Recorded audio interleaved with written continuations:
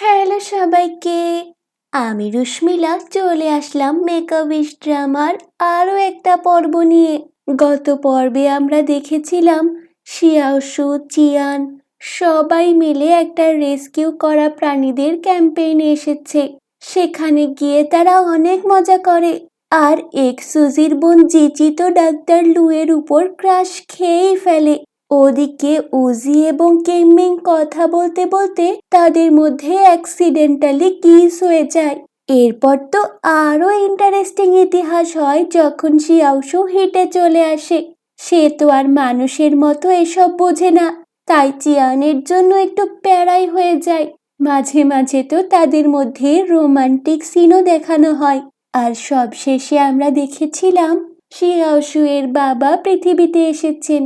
তিনি তার মেয়ের সাথে চিয়ানের সম্পর্ক একেবারেই মেনে নিতে পারেন না। চলো তাহলে দেখি আজকে কি হয়। আমরা এবার শিয়াওশুকে দেখি যে কিনা রাতে তার রুমে তার বাবার জন্য অপেক্ষা করছিল। এরপর তার বাবা জানালা দিয়ে এসে শীষ দিয়ে তাকে ডাকে। শিয়াওশু বাইরে গিয়ে কথা বলে। তারা একটা ছাদে বসে গল্প করতে থাকে। শিয়াওশু সকালের ব্যবহারের জন্য তার বাবার কাছে ক্ষমা চায়। তার উচিত ছিল না এভাবে রিয়্যাক্ট করা। বাবা হিসেবে গাউচিং চিন্তা করতেই পারে মেয়ের জন্য, তাই শিয়াওশু এর বোঝা উচিত ছিল। তো গাউচিংও তার মেয়ের কাছে ক্ষমা চায়। সেও বেশি রিয়্যাক্ট করে ফেলেছিল। আসলে মানুষ আর বিড়ালের সম্পর্ক এই প্রথম। তাছাড়া গাউচিং এবং তার স্ত্রীর কাছে তাদের বড় মেয়ে মারা যাওয়ার পর শিয়াওশুই তাদের সবকিছু। তাই গাওচিং মেয়েকে নিয়ে একটু বেশি চিন্তা করে ফেলেছিল। যদি কিছু হয়ে যায় তখন তাদের কি হবে। শিয়াওশু তার বাবাকে শান্ত করে আর বোঝায় যে সে যেন অতিরিক্ত চিন্তা না করে। তারপর শিয়াওশু তার বাবাকে তার এই নাম রাখা নিয়ে চিয়ানের গল্প বলছিল। কি কারণে আসলে চিয়ান তার নাম শিয়াওশু রেখেছিল। সব শুনে গাওচিং বলে এটা আসলেই একটা সুন্দর নাম। চিয়ান এর মধ্যে এসে বাবা মেয়েকে গল্প করতে দেখে খুশি হয়ে যায়। এরপর গাওচিং আলাদাভাবে চিয়ানের সাথে কথা বলে, তার কাছে ক্ষমা চায় আর বলে আমাদের একমাত্র মেয়ে, আমরা চাই সে ভালো থাকুক। চিয়ান তাকে আশ্বাস দেয় যে সে শিয়াওশুকে নিয়ে সিরিয়াস। চিয়ান গাওচিংকে ধন্যবাদ দেয়, কারণ সে চিয়ানকে উপর থেকে ফেলে দেওয়ার সময় চিয়ান আরো সাহস পায় যে সে যদি এখন মারাও যায় তাও প্রমাণ হবে যে চিয়ান আসলেই শিয়াওশুকে নিয়ে সিরিয়াস। এভাবেই দুজনের মধ্যে সবকিছু মিটমাট হয়ে যায়। পরবর্তী সিনে আমরা কিমমিং আর সুজিকে দেখি একটা শপিং মলে এসেছে। এখানে একটা ক্লো মেশিন দেখে কিমমিং দাবি করে একটা হাতির পুতুল তুলে দিতে।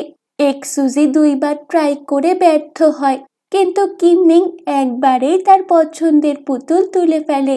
সেটা নিয়ে অন্যদিকে আসতেই আন্টি লাও এর সাথে কিমমিং এর দেখা হয়ে যায়। আন্টি লাও আঙ্কেল গাও এর স্ত্রী। কিমমিং এবার সুজির সাথে তাদের পরিচয় করিয়ে দেয় তার বয়ফ্রেন্ড হিসেবে। আন্টি তো বেশ খুশি হয়। এবার আন্টি তাদের বিয়ের কথা বলে।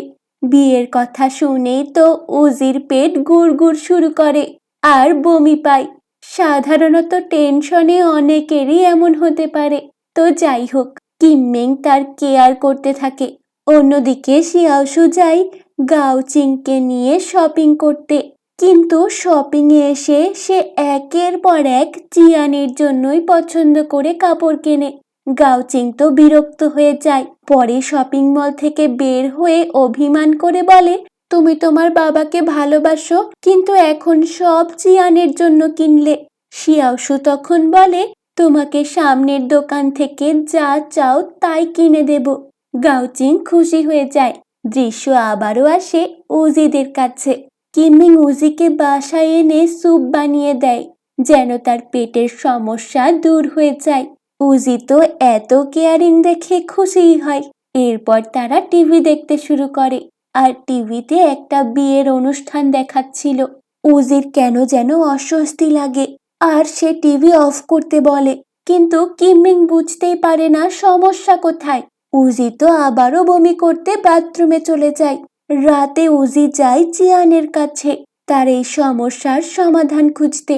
চিয়ান তো প্রথমে মজা করতে থাকে, এ তো এক অদ্ভুত সমস্যা যে বিয়ের সম্পর্কের কথা শুনলেই বমি পাচ্ছে।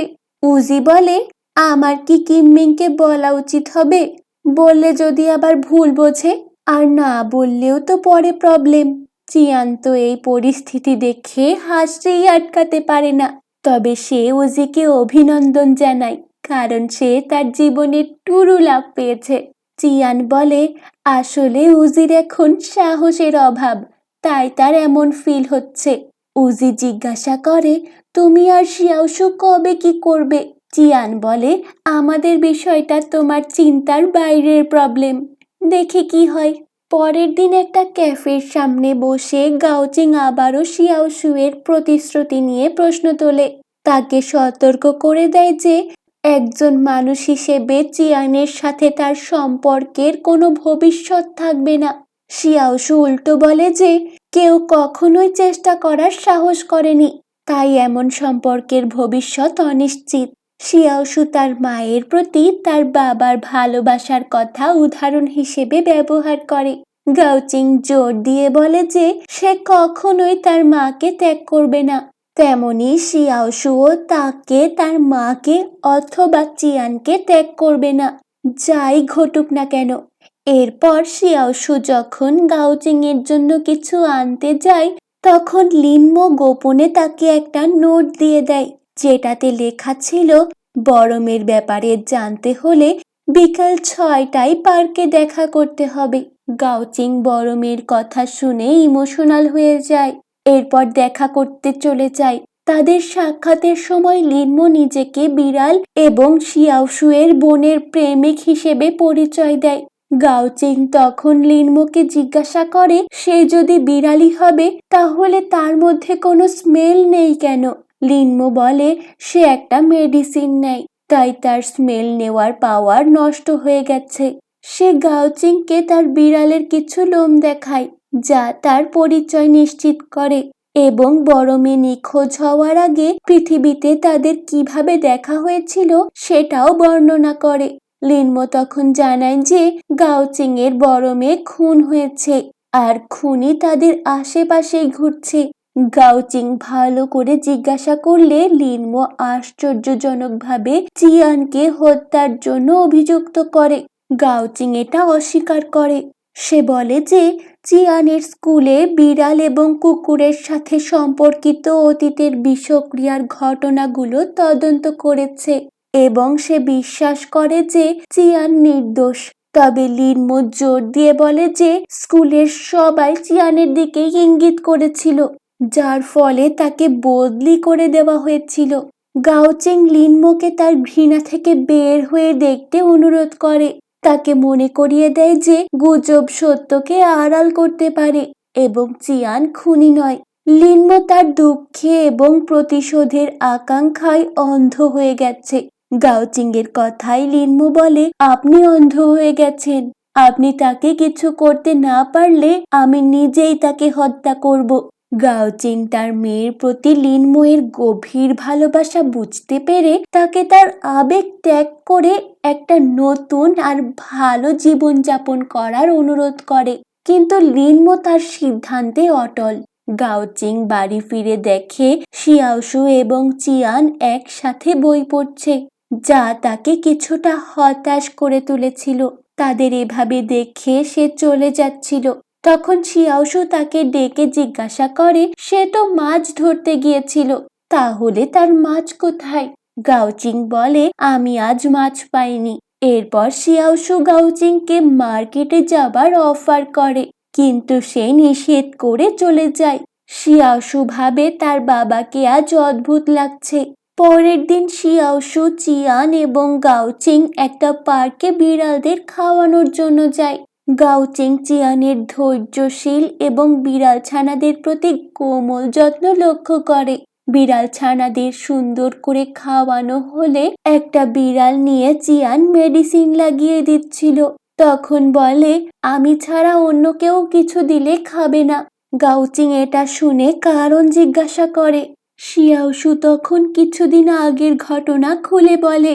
সে বলে যে কিভাবে সে এবং চিয়ান প্রাণীদের উদ্ধার করে একটা উদ্ধার কেন্দ্রে পাঠিয়েছিল, আর সে কিডন্যাপারকে তো শিয়াওশু আর একটু হলেই আঁচড়ে নিত যদি চিয়ান তাকে না ঠেকাতো। সব শুনে গাউচিং এগুলো নিয়ে ভাবে। এরপর শিয়াওশু ময়লা ফেলতে গিয়ে একটা কালো বিড়ালকে দেখতে পায়। তখন লিনমো উপস্থিত হয়ে তার বিড়াল রূপ ধারণ করে, বলে যে সে মানব রূপের ওষুধ নিয়েছে, তা তার ঘ্রাণকে ঢেকে রেখেছিল, যার ফলে তাকে আগে শনাক্ত করা সম্ভব হয়নি। এখানে শিয়াওশু লিনমোকে চিয়ানের প্রতি গাউচিং এর অসম্মতির কথা জানায়, কিন্তু চিয়ান অনেক ভালো মানুষ। লিনমো হঠাৎ তার কথা বিশ্বাস করে যে চিয়ান একজন ভালো মানুষ এবং তাদের সুখী জীবন কামনা করে। চিয়ানের প্রতি তার আগের রাগ স্বীকার করে। এরপর লিনমো মিয়াও প্ল্যানেটের এক প্রাচীন কথা শেয়ার করে, যেখানে ক্যাটসিল সম্পর্কে বলা হয়েছে, যা এমন এক প্রতীক যা বিড়ালের সাথে ভালো সম্পর্ক অর্জনকারী মানুষকে দেওয়া হয়। এই সিলটা একটা প্রেমের চুক্তি তৈরি করতে পারে, যা বিড়ালকে একটা নির্দিষ্ট রূপ এবং মানুষের আয়ু সহ একজন সত্যিকারের মানুষে রূপান্তরিত করতে পারে। এই কথা শুনে অবিশ্বাস্যভাবে শিয়াওশু উত্তেজিত হয়ে যায়। এটা সম্পর্কে আরো ভালো করে জানার জন্য জিজ্ঞাসা করে, কিন্তু লিনমো বলে সেটা কেবল শোনা কথা, সত্য না মিথ্যা সেটা সে জানে না।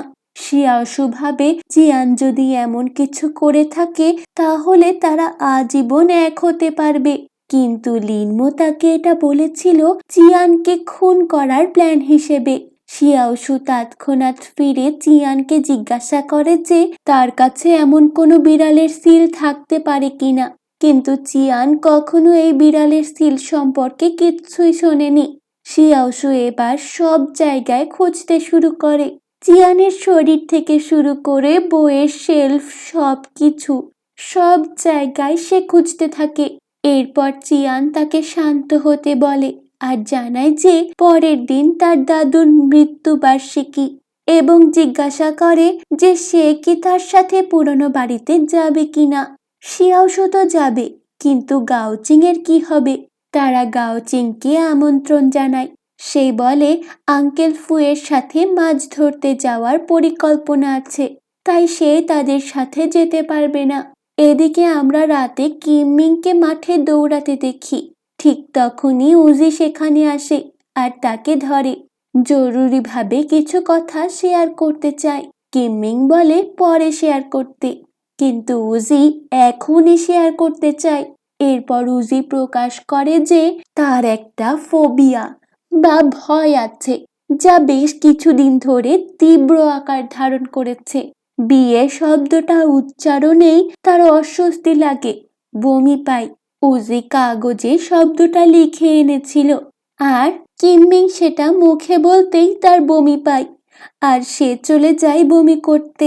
এরপর তারা একটা জায়গায় বসে আর উজি বলে যে যখন সে খুব ছোট ছিল তখন তার বাবা মায়ের ডিভোর্স হয়ে যায়, এবং যদিও তার মা এবং বোন তাকে ভালোবাসতো, তবুও সে তার বাবা মায়ের ঝগড়া দেখেই বড় হয়েছে। আর এটাই তার বিয়ের সম্পর্কে একটা নেগেটিভ থট তৈরি করে ফেলেছে, যেটা তার ভয়ের কারণ হয়ে গেছে। উজি বলে হয়তো কিমমিং ভাবতে পারে উজি মিথ্যে বলছে কারণ সে বিয়ে করতে চায় না বা এমন কিছু, কিন্তু সব শুনে কিমমিং তাকে আশ্বস্ত করে যে সে তাকে বিশ্বাস করে। তবে সে এটাও স্বীকার করে যে সে উজিকে বিয়ে করতে চায়। কিমমিং বলে তার নিজের বাবা মা মারা গেছে যখন সে এবং তার ভাই একেবারে বাচ্চা ছিল, আর তাদের বড় করেছে আঙ্কেল গাও এবং আন্টি লাও।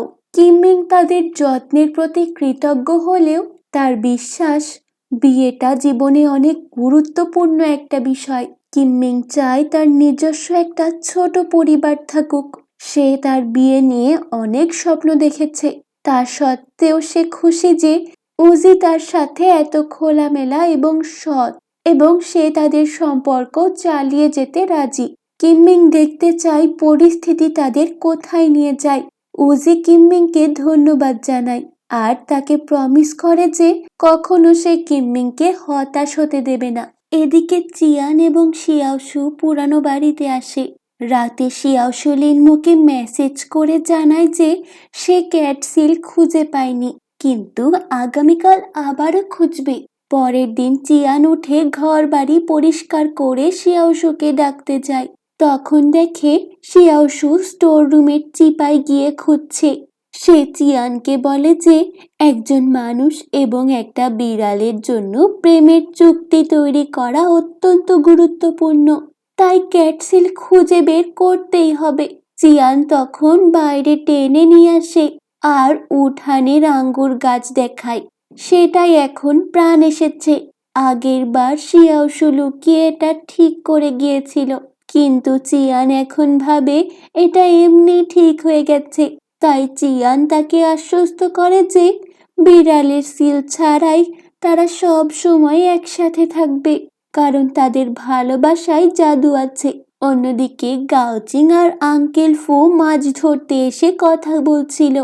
গাওচিং তার মেয়েকে বড় হওয়ার সাথে সাথে তাকে ছেড়ে দিতে তার অসুবিধার কথা তুলে ধরে। আঙ্কেল ফু তাকে উপদেশ দেয় যে অন্য কেউ শিয়াওশুকে রক্ষা করতে এবং যত্ন নিতে পারে, তাই তার কৃতজ্ঞ থাকা উচিত। গাওচিং এটা স্বীকার করে, কিন্তু তবুও শিয়াওশু এবং চিয়ানের স্থায়ী সুখ কামনা করে।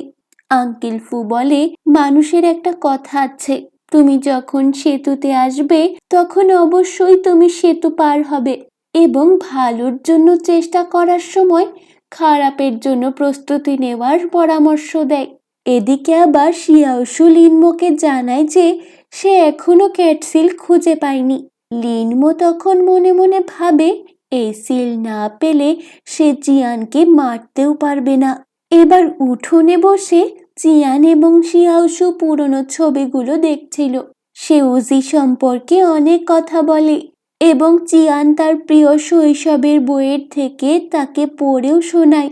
তারপর সে তাকে তার দাদুর প্রিয় বইটা দেখায় এবং ভেতরে থাকা বুকমার্কটা দিয়ে তাকে বলে যে তার দাদু তাকে খুব ভালোবাসতো। শিয়াওশু বলে, তাহলে এই বুকমার্ক তোমার জন্য রেখে গেছে, আমি কেন নিব? চিয়ান বলে, দাদু বেঁচে নেই, বেঁচে থাকলে তোমাকেও পছন্দ করে নিজের হাতে এটা দিত।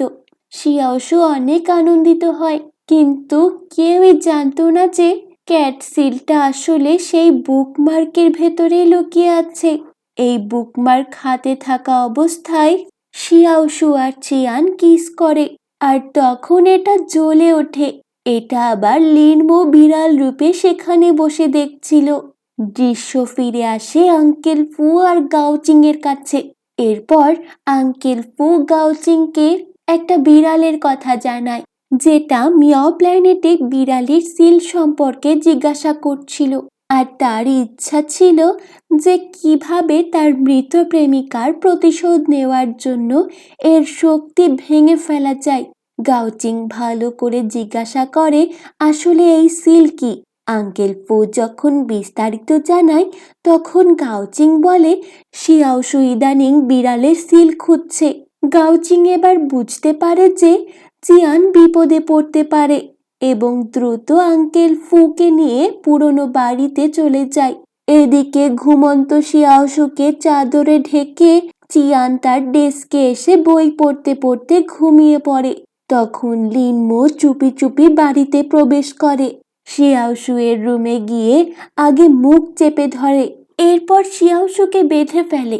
শিয়াওশু এর হাত পা মুখ বেঁধে লিনমো বাইরে যায়। শিয়াওশু মুখ বাঁধার আগে বলছিল চিয়ান খুনি না, কিন্তু কে শোনে কার কথা। লিনমো চিয়ানের উপর আক্রমণ করার জন্য নেমে যায়, আর শিয়াওশু নিজেকে ছাড়াতে ব্যস্ত। লিনমো আক্রমণ করার আগেই শিয়াওশু একটা কাচের জিনিস ধাক্কা দিয়ে ফেলে চিয়ানের ঘুম ভাঙিয়ে দেয়। লিনমো আর চিয়ানের মধ্যে লড়াই শুরু হয়। লিনমো ছুরি মারতে ব্যস্ত আর চিয়ান ছুরি ঠেকাচ্ছে। চিয়ান বলে, লিনমো তুমি কি পাগল হয়ে গেছো? তুমি কি চাও? এভাবে অনেকক্ষণ লড়াই করার পর লিনমো ছুরি ঢুকিয়ে দেয়। শিয়াওশু এতক্ষণ কাচের টুকরো দিয়ে তার দড়ি কেটে নিচে নেমে আসে আর রাগে ক্ষোভে লিনমোকে তাড়িয়ে দেয়, কিন্তু চিয়ান ছুরির আঘাতে আহত হয়ে যায়। এটা দেখে শিয়াওশু ভেঙে পড়ে। চিয়ানকে দ্রুত হসপিটালে নেওয়া হলো। রক্তে ভেজা হাত নিয়ে চিয়ানকে হসপিটালের অপারেশন থিয়েটারে দিয়ে কাঁদতে থাকে। আঙ্কেল ফু এবং গাউচিং এসে পৌঁছান। শিয়াওশু তার বাবাকে জড়িয়ে ধরে কেঁদে ফেলে। এরপর চিয়ানকে কেবিনে দেওয়া হয়। শিয়াওশু তার রক্তমাখা হাত মুছে দিচ্ছিল। চিয়ানের জ্ঞান আসেনি। আঙ্কেল ফু আর গাওচিং শিয়াওশুকে ব্যাখ্যা করতে বাইরে নিয়ে যায়। আঙ্কেল ফু বলে যে চিয়ান তাকে তার ক্যাটসিল দেওয়ার কারণে মিয়াও প্ল্যানেটের সিকিউরিটি হারিয়েছে, যার ফলে লিনমো আক্রমণের সুযোগ পেয়েছে। শিয়াওশু বুঝতে পারে লিনমোই তাকে চিয়ানের ক্ষতি করতে উস্কে দিয়েছিল। যখন চিয়ান জ্ঞান ফিরে পায় তখন শিয়াওশু অপরাধ বোধে চিয়ানকে বারবার সরি বলে। বুঝতে পারে লিনমো কেবল চিয়ানের কারণেই তাকে লক্ষ্য করেছিল। সে যদি না থাকতো তাহলে চিয়ান আঘাত পেত না। চিয়ান বলে চিন্তার কিছু নেই, সে এখন ঠিক আছে। চিয়ান এরপর গাওচিং এর সাথে একান্তে কথা বলার অনুরোধ করে। অন্যরা বাইরে চলে গেলে চিয়ান বলে বহু বছর আগে শিয়াওশু এর বোনকে রক্ষা করতে ব্যর্থ হওয়ার জন্য ক্ষমা চাচ্ছি এবং আমি প্রমিস করছি আমি অপরাধীকে খুঁজে বার করব। তবে গাওচিং তাকে আশ্বস্ত করে যে চিয়ানের নিজেকে দোষ দেওয়া উচিত নয়। গাওচিং বলে যে শিয়াওশু এর বোনকে হারানোর বেদনা এখনো রয়ে গেছে, প্রতিশোধ তাকে ফিরিয়ে আনবে না। চিয়ানকে বলে যে সে এবং আঙ্কেল ফু লিনমোকে খুঁজে বের করবে, যেন তারা মুখোমুখি তাদের ভুল বোঝাবুঝি সমাধান করতে পারে। আঙ্কেল ফু এবং গাওচিং লিনমোকে খুঁজে পায় একটা ফেরিঘাটে। এরপর তাকে বসিয়ে ক্ষততে ব্যান্ডেজ করে বলে এভাবে করলে লিনমোয়ের এই মানব শরীর বেশি দিন টিকবে না। লিনমো তাও একগুঁয়ে ভাবে দাবি করে যে চিয়ানি খুনি। আঙ্কেল ফু আর গাওচিং তাকে ভালো করে বুঝায়, আর আঙ্কেল ফু যে চিয়ানের দাদুকে চিনত তাও বলে। চিয়ান এই কাজ করতেই পারে না। অবশেষে তারা তাকে চিয়ানকে দেখতে হসপিটালে ফিরে যেতে রাজি করায়। হসপিটালে আসলে লিনমোকে দেখে শিয়াওশু রেগে গিয়ে তাকে চড় মারে। চিয়ান দ্রুত তাকে থামিয়ে দিয়ে বলে যে সে লিনমোকে আসতে বলেছিল। শিয়াওশু বলে আমিও তোমাদের কথা শুনব। চিয়ান লিনমোয়ের যন্ত্রণা বুঝতে পেরে বলে সেই সময় সবাই বিশ্বাস করত শিয়াওশু এর বোনের মৃত্যুর জন্য সেই দায়ী এবং কেউই সত্য বের করতে পারেনি। এখন শিয়াওশু এর সাথে থাকার কারণে চিয়ান চাইছিল যে লিনমো জানুক আসল সত্যটা কি। লিনমো অবশেষে নিশ্চিত হয় যে চিয়ান নির্দোষ, তবে জোর দিয়ে বলে যে তাকে প্রকৃত খুনিকে খুঁজে বের করতেই হবে, এমনকি যদি সে ব্যক্তিগতভাবে প্রতিশোধ নাও নেয়। এরপর বেরিয়ে আসে লিনমো।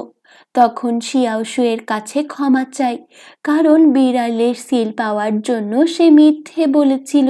এটাও বলে যে প্রথম দিন দেখেই তার বোনের সাথে তার মিল পেয়েছিল, কিন্তু বুঝতে পারেনি যে তারা দুই বোন। শিয়াওশু তাকে বলে যে সে চিয়ানের সাথে যা করেছে তার জন্য ক্ষমা করতে পারবে না, কিন্তু সে বুঝতে পেরেছিল যে সে তার বোনের প্রতি ভালোবাসা থেকেই এই কাজটি করেছে। খোলা আকাশের নিচে দাঁড়িয়ে তারা কথা বলতে থাকে। তার বোন ভাগ্যবান যে এমন একজনের সাথে দেখা পেয়েছে যে তাকে এত গভীরভাবে ভালোবাসে। এরপর লিনমোকে পরামর্শ দেয় যে সে অনির্দিষ্টকালের জন্য পৃথিবীতে মানব রূপে থাকতে পারবে না এবং তার নতুন জীবন শুরু করার জন্য মিয়াও প্ল্যানেটে ফিরে যাওয়া উচিত। শিয়াওশু তাকে আশ্বস্ত করে যে এতে তার বোন কষ্ট পাবে না। শিয়াওশু আরো জানায় যে তার বাবা মা, যদিও তারা এটি সম্পর্কে কথা বলেনি, তবুও তারা তার বোনের শোক বহন করছে এবং হত্যাকারীকে খুঁজে বের করতে চায়। শিয়াওশু বিশ্বাস করে যে তার বোন এখন আকাশের স্টার হয়ে গেছে। পৃথিবী এবং মিয়াও প্ল্যানেটের আকাশ থেকে তাদের উপর নজর রাখছে। পরের দিন সকালে চিয়ান শিয়াওশুয়ের জন্য নাস্তা তৈরি করার চেষ্টা করছিল, কিন্তু শিয়াওশু নিজেই করার জন্য জোর দিয়েছিল যেন চিয়ানের আঘাত আরো খারাপ না হয়। শিয়াওশুয়ের বাবা সিদ্ধান্ত নেয় যে তার মিয়াও প্ল্যানেটে ফিরে যাওয়ার সময় এসেছে। চিয়ান তার প্রতি কতটা যত্নশীল তা দেখে সে আশ্বস্ত বোধ করে। শিয়াওশু আরো কিছুদিন থাকার কথা বললে গাওচিং মিয়াও প্ল্যানেটের নিয়ম বলে। তারপর তারা তাকে বিদায় জানায়, তাকে নিজের যত্ন নেওয়ার জন্য বলে। এদিকে উজি এখনো তার ভয়ের সাথেই লড়াই করে যাচ্ছে।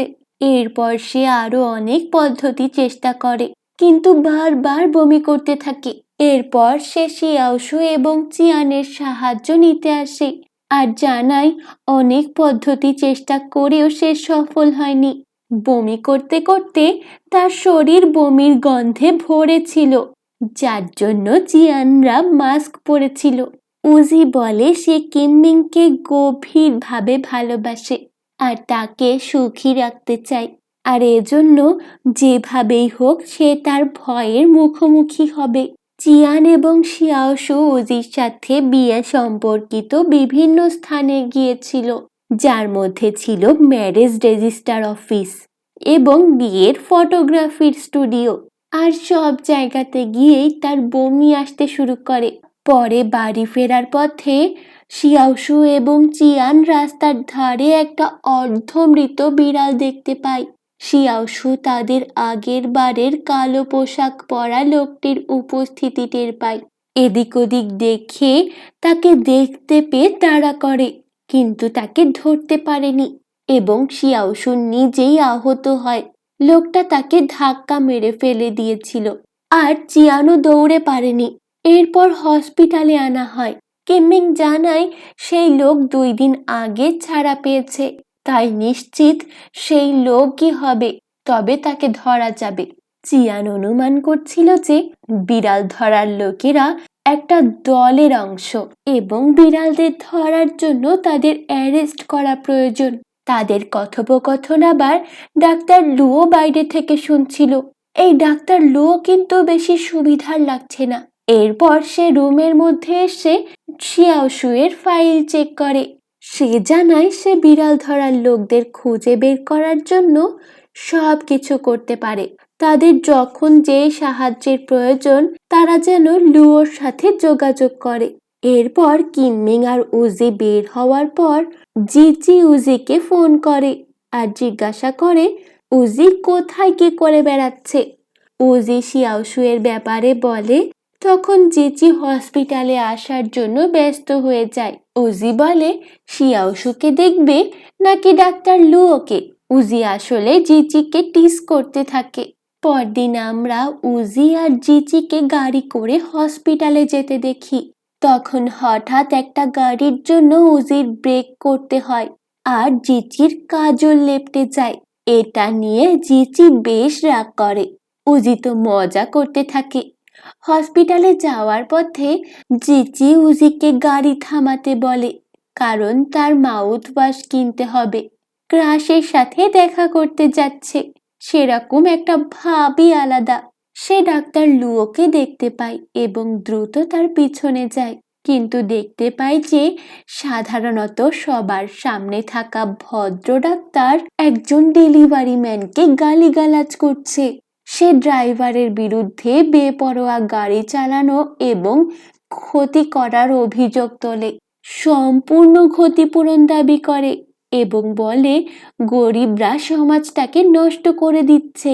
এই দৃশ্য দেখে বিরক্ত হয়ে জিজি লুওর প্রতি আগ্রহ হারিয়ে ফেলে এবং হসপিটালে না যাওয়ার সিদ্ধান্ত নেয়। উজিকে একাই যেতে বলে দেখে উজিও হতবাক হয়ে যায়। এদিকে চিয়ান ঘুম থেকে উঠে দেখতে পায় শিয়াওশু বিছানায় না থেকে বিড়াল রূপে জানালায় রোদ পোহাচ্ছে। চিয়ান পানি আনতে বের হবে, তখন সে তার মানব রূপে ফিরে আসে আর চিয়ানের ঘাড়ে চেপে বসে। সে বলে হসপিটাল বিরক্তিকর এবং সে এখন অনেক ভালো বোধ করছে, তাই সে বাড়ি যেতে চায়। এদিকে লুও সেই কালো পোশাক পরা লোকের সাথে দেখা করে সে জানায় তার পিছনে লোক লাগছে, তাই আর কাজ করা সম্ভব হচ্ছে না। লুও তাকে টাকা নিয়ে সেই রাতে চলে যেতে বলে। অন্যদিকে চিয়ানের বদলে শিয়াওশু পানি আনতে বের হয়, আর আবার সেই গন্ধ পায়। লোকটার ঘ্রাণ টের পায় এবং ডাক্তার লুওর সাথে কথা বলতে দেখে। ঠিক যখন সে তাকে ফলো করার কথা ভাবছিল, তখনই ডাক্তার লুও পেছন থেকে আবারও উপস্থিত হয়। শিয়াওশু যখন লোকটার সম্পর্কে জিজ্ঞাসা করে, কালো হুডি এবং কালো টুপি পরা বলে বর্ণনা করে। তখন লুও ব্যাখ্যা করে যে লোকটার দাদি তার রোগী ছিলেন, তারা কেবল কথা বলার জন্যই দাঁড়িয়েছিল। শিয়াওশু প্রথমে লোকটাকে পরিচিত বলে মনে করেছিল, কিন্তু অসুস্থতার কারণে মাথা ঘোরায় তার সন্দেহ উড়িয়ে দেয় এবং ডক্টর লুও তাকে বিশ্রাম নেওয়ার জন্য পরামর্শ দেয়। এদিকে কেবিনে চিয়ান আর উজি জিচিকে নিয়ে কথা বলছিল। হঠাৎ জিচির কি হলো? শুরুতে তো ভালোই ছিল। এসব কথা নিয়ে ভাবছিল উজি। শিয়াওশু এখনো চিন্তিত। সে হসপিটালে ঘুরে ফিরে পানি আনতেই ভুলে গিয়েছিল। শিয়াওশু ডক্টর লুওর চরিত্র সম্পর্কে চিয়ানকে প্রশ্ন করে, আর সেই কালো জ্যাকেট হুডি মাস্ক পরা লোকের সাথে কথা বলতে দেখেছে সেটাও জানায়। তবে চিয়ান এবং উজি দুজনই অস্বীকার করে। চিয়ান খুব দৃঢ়ভাবে ডক্টর লুওর কথা বলে। সে তার হাই স্কুলের দিন থেকে একমাত্র বিশ্বাসযোগ্য ব্যক্তি, একজন ভালো মানুষ। সে এমন কিছুর সাথে কিভাবে জড়িত থাকতে পারে? চিয়ান তখন শিয়াওশুকে সতর্ক করে যে যদি সে আবারও ওই লোকের মুখোমুখি হয়, তাহলে যেন সে কোনো ঝুঁকি না নেয়, বরং সে যেন তাকে জানায়। এদিকে দুজনের রোমান্টিক মুহূর্ত দেখে উজি জেলাস ফিল করতে থাকে। হসপিটাল থেকে ছাড়া পাওয়ার পর শিয়াওশু লাফালাফি করে। উজি তাকে সতর্ক করতে থাকে। এরপর অ্যাডভোকেট কিম তাদের জানায় যে তার কাছে এই কেসের একটা লিড আছে। ডিনার টেবিলে মাছের আইটেমে ভরা ছিল, যা শিয়াওশু অনেক পছন্দ করে। উজি টিস করে বলে, নিশ্চয়ই শিয়াওশু আগের জন্মে বিড়াল ছিল। উজির এমন কথায় শিয়াওশু একটু মন খারাপ করে, কারণ সে সমস্ত পথের বিড়ালদের জন্য চিন্তিত ছিল যাদের খাবার নেই। জিয়ান তাকে সান্ত্বনা দেয়। এরপর মিস্টার কিম তাদের সেই রাতের পরিকল্পনার কথা বিস্তারিতভাবে বলে। সে বিড়ালের ক্রেতা হিসেবে নিজেকে পরিচয় দেবে এবং মধ্যরাতে রিভার সাইড পার্কে পাচারকারীদের সাথে একটা মিটিংয়ের ব্যবস্থা করবে। চিয়ান সিদ্ধান্ত নেয় যে উজি এবং কিংমিং সন্দেহ কমাতে কাপল হিসেবে নিজেদের সেখানে হাজির করবে। অন্যদিকে সে এবং মিস্টার কিম গোপনে দূর থেকে প্রমাণ রেকর্ড করবে। শিয়াওশুর সাথে যেতে চায় কারণ সে নিরাপত্তার জন্য চিন্তিত। চিয়ান বলে সে এবং হিমেং বাড়িতে থাকুক, প্রয়োজনে পুলিশকে ফোন করতে হতে পারে। শিয়াওশু বিশ্বাস করে যে সে সাহায্য করতে পারবে, কিন্তু অবশেষে চিয়ান সব নিরাপত্তা নিশ্চিত করার জন্য প্রমিস করে। সেই রাতে উজি এবং কিংমিং এই ব্যবসায় নতুন বলে ভান করে আর নির্দিষ্ট স্থানে ওই ব্ল্যাকির সাথে দেখা করে। ব্ল্যাকি তাদের একটা নতুন খাবারের জায়গায় নিয়ে গেলে বলে যে অতিরিক্ত সহানুভূতিশীল লোকেরা এখানে রাস্তার বিড়ালদের খাওয়াতে পছন্দ করে। এই স্ট্রে বিড়ালরা পরিবেশগতভাবে ভারসাম্য নষ্ট করে এবং তারা কয়েকজনকে হত্যা করে এটা ভালো করেছে। কিমিং বলে, বিড়াল ধরা সহজ না, কিভাবে কি করো তোমরা? ব্ল্যাকি বলে, তাদের শান্ত করার জন্য বিষাক্ত বিড়ালের খাবার ব্যবহার করত, যা তাদের শান্ত করে এবং চুরি করা সহজ করে তোলে। এমনকি সে তাদের এইমাত্র ধরা পড়া একটা বিড়ালকেও দেখায় এবং আরো কিছু দেখানোর প্রস্তাব দেয়। এদিকে মিস্টার কিম এবং চিয়ান তো সব কিছু রেকর্ড করছিল। উজিও ফোনে যা পারছিল রেকর্ড করে। হঠাৎ একটা ফোন কল ব্ল্যাকিকে সতর্ক করে দেয়, আর সে তখন পালানোর চেষ্টা করে। আর অন্যান্য অপরাধীরা চিয়ান এবং কিমের ওপর অতর্কিত আক্রমণ করে। এদিকে শিয়াওশুয়ের লাইব্রেরিতে বইয়ের মধ্যে ক্যাটসিলের আলো জ্বলজ্বল করতে থাকে। চিন্তিত হয়ে শিয়াওশু ঘটনাস্থলে ছুটে যায়। মিস্টার কিম আর চিয়ান তো ক্যামেরা বাঁচিয়ে রাখার চেষ্টা করে। এক পর্যায়ে তারা চিয়ানকে আঘাত করতে আসে। শিয়াওশু সাহসের সাথে চিয়ানকে রক্ষা করে, কিন্তু নিজেই অজ্ঞান হয়ে পড়ে। শিয়াওশুকে গুরুতর অবস্থায় হসপিটালে নিয়ে যাওয়া হয়। চিয়ান ক্ষতবিক্ষত এবং আহত অবস্থায় অপারেশন থিয়েটারের বাইরে উদ্বিগ্ন হয়ে অপেক্ষা করছিল। ডক্টররা জানিয়েছে যে তার হার্টবিটও কম আর রক্তে অক্সিজেনের মাত্রা দ্রুত হ্রাস পাচ্ছে। প্রাথমিকভাবে রোগ বের করা যাচ্ছে না। মাথায় আঘাত আছে, যা মস্তিষ্কে রক্তক্ষরণ হতে পারে। তাই দ্রুত অপারেশন এবং রক্ত দেওয়া প্রয়োজন। তবে তার রক্তের ধরন অত্যন্ত অস্বাভাবিক।